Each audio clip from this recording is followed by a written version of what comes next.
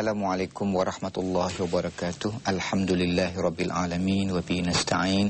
Wassalatu wassalamu ala Rasulillah wa ala alihi washabbihi ajma'in.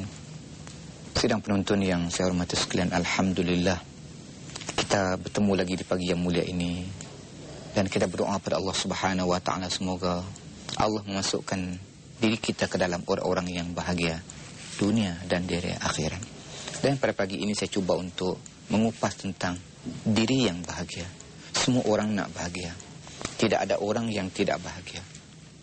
Kalau ada orang yang tak bahagia, dia angkat tangan, "Ustaz, saya tak nak bahagia." Mungkin ada awak yang putus. Semua nak bahagia. Tapi bahagia di mana? Bahagia di mana? Kita lihat, ada orang rumahnya bertingkat-tingkat, uangnya berlipat-lipat, kasutnya berkilat-kilat, isinya tidak kurang cantik memikat, kadang-kadang sampai 4. Tapi hidupnya gawat, macam nak kiamat, yang ada air gamat saja. Tak bahagia juga. Dia ada segala-galanya tapi tak bahagia. Sebab apa? Sebab tadilah. Kebahagiaan di mana? Kita tak nampak. Tapi semua orang nak kebahagiaan itu. Sebab itulah kalau kita nak bahagia, kita nak tahu kita bahagia ataupun tidak, ada ciri-ciri dia. Yang pertama sekali, kita tahu kita bahagia ataupun tidak bila kita dapat nikmat, kita bersyukur. Dapat nikmat, bersyukur. Itu bahagialah tu. Dapat nikmat, dapat gaji, dapat bonus, dapat duit, dapat durian runtuh, rambutan runtuh, cempedak runtuh, kita bersyukur pada Allah. Itu nikmat. Nikmat. Maknanya itu orang yang bahagia. Itu ciri yang pertama. Yang kedua, bila timbang musibah, musibah bencana, memang kita tak dapat lari. Kadang-kadang kita sakit, isteri kita sakit, anak kita sakit, kadang-kadang harta kita dicuri orang, kadang-kadang benda kita hilang, handphone hilang, baju hilang, kasut hilang. Ini musibah. Kita sabar, kita reda, itu bahagialah tu. Tapi kalau kita hilang duit RM10, ya Allah, melalak sana melalak sini, marah sana marah sini, tak reda, tak sabar, marah, semua kena marah. Isteri kena marah, anak kena marah lagi. Kadang-kadang katakan anak isteri, ayam itik pun kena marah juga. Sebab apa? Tak reda, tak sabar. Hilang RM10, ya Allah, macam nak arak, bising. Yang dapat 10,000 sebulan, 5,000 sebulan, 1,000 sebulan, tak fikir. Dia yang fikir, ya benda yang hilang. Yang dapat tak fikir. Sepatutnya kita kena sabar dan reda di atas musibah yang menimpa kita. Yang ketiga ialah dia mampu mengawal diri dia. Mampu. Kalau nak pergi kerja, bagi contoh, dia pergi kerja, tiba-tiba trafik jam, contoh, tersesatkan jalan raya, kita mampu mengawal, jangan marah. Itu orang bahagia. Tapi kalau kita tak mampu untuk mengawal diri kita, emosi kita, itu kadang-kadang kita dengarlah pernah berlaku sebab accident kecil je sampai boleh membunuh sebab dia tak bahagia. Bila tak bahagia, tidak boleh mengawal emosinya dan tidak boleh mengawal perasaan dia. Itu orang tak bahagia. Tapi orang yang bahagia rasa tenang. Kita tengok dia pun nampak dia boleh kawal kemarahan dia. Yang keempat, ini tanda orang bahagia. Yang keempat yang dia melihat sesuatu dengan positif. Positif. Sebagai contoh, dia jumpa kita, kita jumpa dia, tiba-tiba kita angkat tangan pada dia, dia tak angkat tangan pada kita. Kalau kita ada perasaan negatif, oh sombongnya dia. Tapi kalau kita positif, kita kata mungkin dia tak nampak. Mungkin dia tak nampak. Itu kata. Itu kita melihat pada positif. Bagi contoh lagi, kita pergi salam, Assalamualaikum. Dia tak jawab. Kalau kita yang tak melihat positif, negatif, Allah, kita bagi salam pun tak jawab.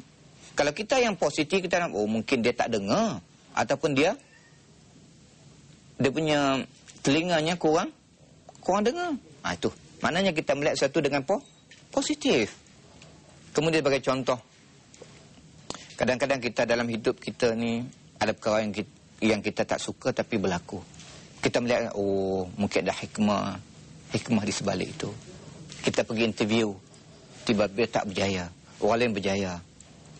Itu kata, oh mungkin ada hikmah dia, Allah bagi, semuanya baik belakang. Ini kata, melihat satu dengan hikmah, redha kepada Allah Subhanahu Wa Taala. Dan yang kelima ialah dapat menghiasi diri dengan sifat-sifat yang positif. Cakap dengan elok, bersopan santun, jumpa orang pun hormat orang, beri senyuman, kemudian tak tengking sana. Maknanya dalam hidup dia tu, dia sentiasa melakukan perkara yang, kalau ini ada pada kita, maknanya bahagialah kita. Kita boleh selidik kita bahagia ataupun tidak, boleh. Yang saya sebut tadi, yang pertama sekali, dapat nikmat bersyukur ataupun tidak. Yang kedua, kita dapat musibah, redha ataupun tidak, sabar ataupun tidak. Kemudian melihat suatu cara positif ataupun tidak. Kita boleh kawal tak kemarahan kita. Kalau ada orang buat silap, isteri buat silap, anak buat silap, macam mana kita boleh kontrol? Tak boleh kontrol. Tapi kalau kita, isteri buat silap, anak buat silap, tali pinggang naik, tangan naik, kadang-kadang kaki pun naik, maknanya kita bukan orang yang bahagia. Bukan orang, sebab kita tidak dapat mengawal emosi kita. Kita tidak dapat mengawal kemarahan kita. Sebab itu berlaku macam-macam. Sebab dia marah. Sedangkan Nabi telah bersabda, la taghdab, jangan kamu marah. Nabi pesan lagi, 3 kali Nabi pesan pada kita, jangan marah, jangan marah, jangan marah. Sebab bila kita marah, depan kita tu nampak kecil je. Pada masa itu kita bertindak di luar pemikiran kita yang rasional. Itu macam kadang-kadang sampai tahap bila marah itu kita tengok kadang-kadang ada pelajar yang boleh buat pelajar yang lain dengan menyebabkan dia cedera. Tengok sebab marah tadi. Karena itu kita kontrol kemarahan kita. InsyaAllah kita jumpa lagi selepas ini.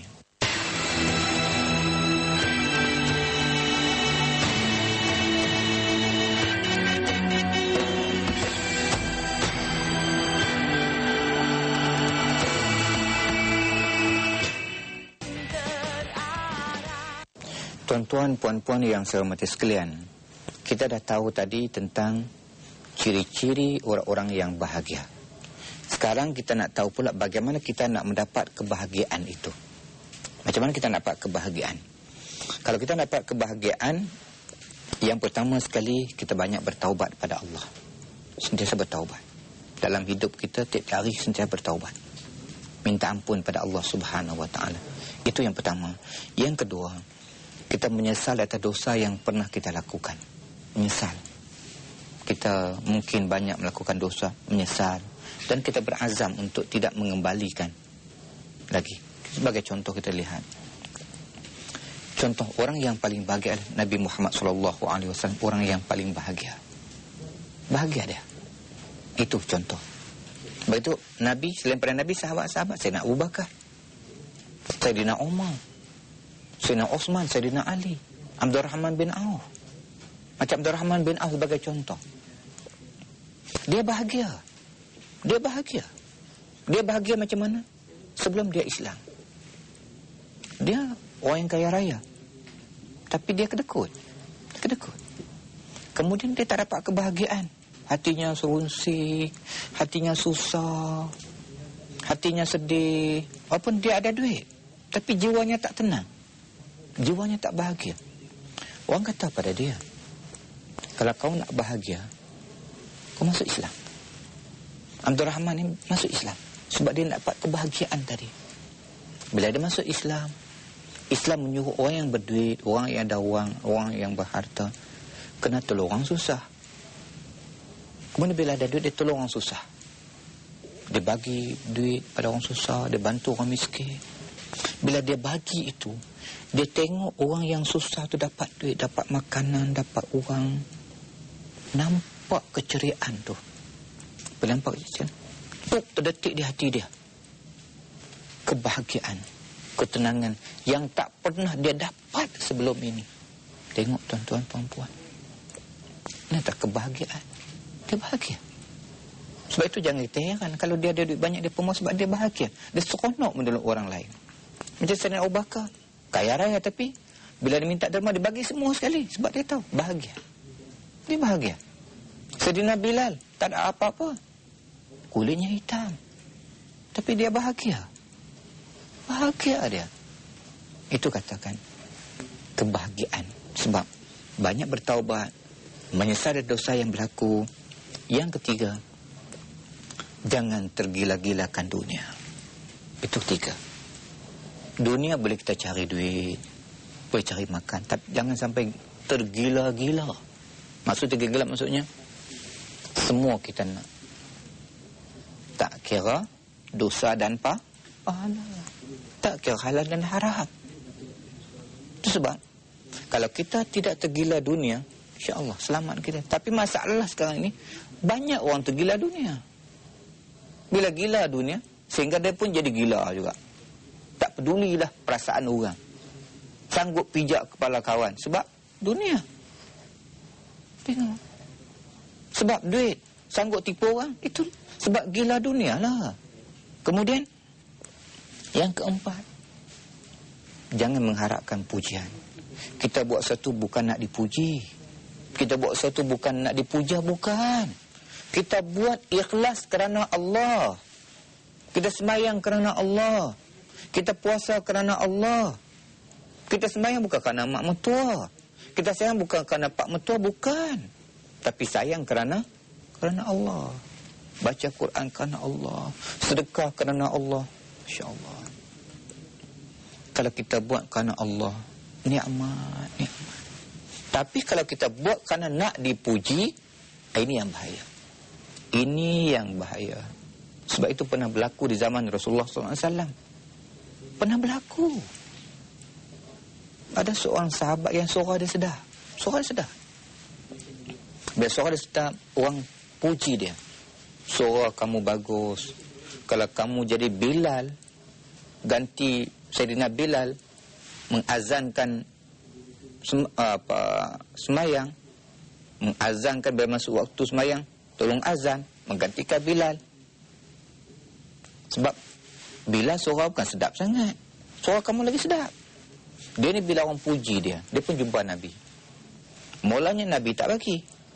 Tapi Nabi kata tak apalah. Nanti kalau Bilal sakit, tak sihat ke, cuti ke, off ke, ada masalah ke, saya beritahu kamu. Tapi dia nak juga. Dia desak juga Rasulullah, kalau tak bagi seminggu, tak boleh ganti Bilal pun tak apalah. Bagilah seminggu pada saya, bagi can pada saya. Kemudian Nabi kata tak apalah. Dia desak je, ya Rasulullah, kalau tak boleh ganti Bilal seminggu pun tak boleh, sekali je Rasulullah, sekali saya nak cuba. Nabi pun tak apalah. Bila sahabat ni minta sangat, Nabi pun bagi pada dia. Besok waktu subuh, kawan yang suka sadap dia azan. Bila azan, ganti Bilal lah. Bila azan, Nabi pun semayang. Semua orang puji, wuih, bagus betul hari ni azan, sedap sungguh suara dia. Orang semua puji dia. Kemudian bila bagi salam semua, tiba-tiba Jibril datang. Jibril menyamar datang. Tanya Nabi, ya Rasulullah, hal ahlul ardi yusalluna subh? Tanya, wahai Muhammad, penduduk bumi dah semayang subuh ke belum? Nabi kata, na'am, solat kami dah semayang dah. Kemudian Bilal tanya, Jibril tanya lagi, hal tusal walam ta'zanu? Adakah kamu semayang, kamu tak azan?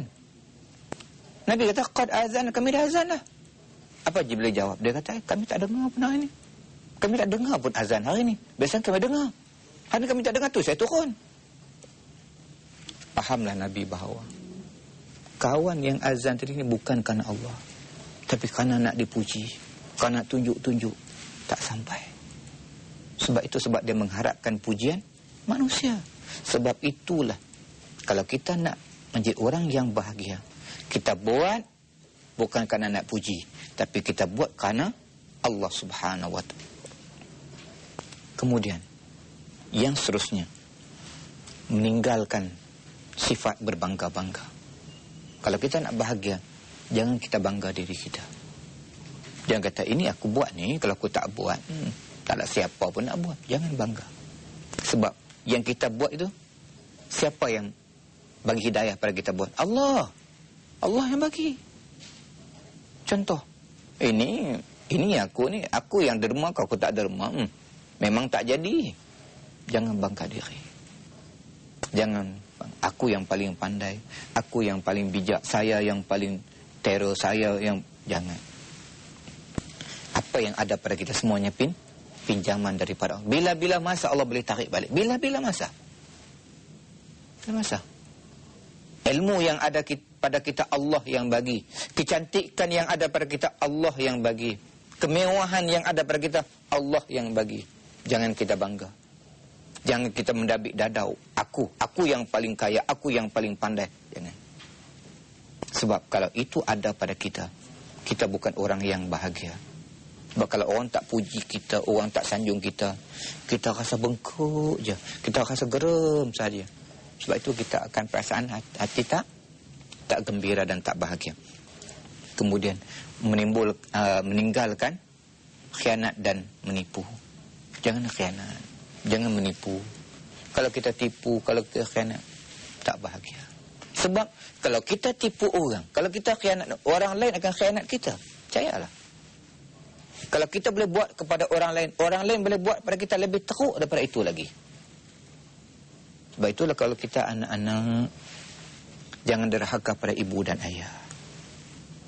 Anak-anak, saya pesan, buat baik pada ibu dan ayah. Jangan derhaka pada ibu dan ayah. Kalau kita derhaka lawan mak dan ayah kita, percayalah, bila kita menjadi mak dan ayah, anak kita akan lawan kita. Na'udzubillah. Na'udzubillah. Kalau kita buat jahat pada mak dan ayah, kita dapat anak. Anak tu akan buat pada kita balik. Lebih dahsyat, lebih teruk lagi. Kalau kita pukul mak dan ayah, anak-anak akan pukul kita balik. Lebih dahsyat lagi. Kalau kita menghina mak dan ayah, anak-anak kita akan menghina kita, percayalah. Sebab Nabi dah pesan pada kita, biru aba'akum tabirukum abna'ukum. Buat baiklah pada ibu dan ayah kamu. Mesti anak-anak kita akan buat baik pada kita. Kalau kita buat baik pada mak dan ayah kita, percayalah, anak-anak kita akan buat baik pada kita. Tapi kalau kita buat jahat pada mak dan ayah kita, kita tipu mak ayah kita, anak-anak lebih dahsyat lagi. Sebab itulah kalau anak-anak lawan kita, cek balik diri kita. Mungkin dulu kita pernah lawan mak ayah kita. Kalau anak-anak cakap kasar dengan kita, mungkin dulu kita pernah cakap kasar mak dan ayah kita. Itu kita cek balik. Kalau anak-anak bohong dengan kita, mungkin dulu kita pernah bohong dengan mak dan ayah kita. Itu kata Allah balas balik. Balas balik itu. Tinggalkan khianat, tinggalkan menipu, dan seterusnya. Tinggalkan sifat dengki. Jangan dengki dengan orang. Orang lain berjaya, alhamdulillah. Jangan dengki dengan di atas kejayaan orang lain. Orang lain kaya, jangan dengki. Orang lain berjaya, jangan dengki. Sebab kalau ada perasaan dengki itu dalam diri kita, sangat bahaya. Sebab Nabi telah bersabda, iyyakum wal hasada, fa innal hasada ya'kulul hasanat kama ta'kulun narul hatab. Jauhkan dengki, tinggalkan dengki. Kerana dengki itu akan memakan amalan yang kita buat. Seperti mana api memakan kayu api. Kita tak sedar. Api makan kayu api sikit habis. Lama-lama kayu api itu akan habis. Sama juga kalau ada perasaan dengki dalam diri kita, perasaan itu akan memakan amalan kita. Puasa kita, pahala puasa kita, pahala zakat kita, pahala sedekah kita, pahala sembahyang kita. Dengki itu dia makan sikit, tanpa kita sedar. Bila kita meninggal dunia, kita rasa kita bawa pahala banyak, tapi bila ditimbang-timbang, tengok ya Allah, tinggal sikit. Sebab apa? Sifat dengki yang ada pada kita. Karena itu orang yang bahagia, dia tinggalkan perkara yang kita bincangkan pada pagi ini. Dan orang yang bahagia adalah orang yang sentiasa menghiasi diri dengan sifat-sifat yang baik. Macam mana? Bagaimana kita nak menjadi orang yang bahagia? Dah disebut tadi.